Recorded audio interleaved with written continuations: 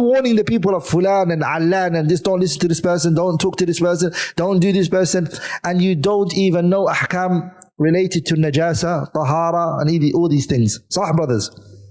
فَأَقِدُ شَيْءٍ لَا يُعْطِيهِ. One who doesn't have can't give. I will tell other brothers. One brother recently told me a story of where a brother was warning him about someone, telling him, don't listen to this person, don't listen to this person, don't listen to this person. And then he said to him, and they were in the city of the Prophet sallallahu alaihi wasallam. And then, as you all know, in Mecca and Medina, there is janazah that is prayed. So when the time for the janazah came, he said to him, brother, do you know how to pray Salatul Janazah?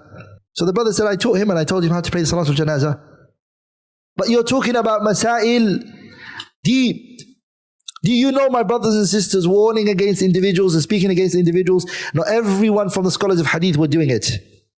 There were elite group of people who were qualified to do that. And they were doing it to protect the hadith of the Prophet sallallahu alayhi wasallam. Imam Ahmed, for example. Yahya ibn Ma'in, for example. Ishaq ibn Rahuya, for example. They were elite group of scholars. Abu Zur'at al-Razi, Abu Hatim al-Razi, Dara Qutni, rahimahullah. They were called Ahlul Ilal. Hatta wallahi, by Allah, other imams were not in this field and they weren't talking about it. Like Imam Shafi'i, let's be honest. There were a group of scholars who were elite, this field was theirs. To identify narrators and what they got wrong and compare their narrations with other narrations. Yahya ibn Ma'in in his last days cried. And they said, why are you crying for Yahya ibn Ma'in? And he said, I'm crying because what?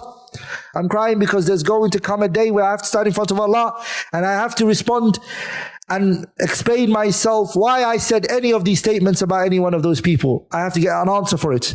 Why I spoke about that narrator and that narrator and that narrator. I have to prepare an answer for it. Imam Ahmed, look at this, rahimahullah. They asked him about a particular man. They said, this man speaks about you. And he says bad. First they said, what do you think about this man? He said, Rajulun Salih. They said, but Imam Ahmed, this man doesn't leave you alone. Every opportunity he gets, he says things about you. And Imam Ahmed said, rahimahullah, Rajulun Salihun buliya bi. He's a righteous man. Allah has tested him with me. But he didn't take the title away. He didn't say, what? He says things about me. Guess what? He's gone. Imam Ahmed has reached a level at his time where he was a symbol of what the Sunnah was. Yes.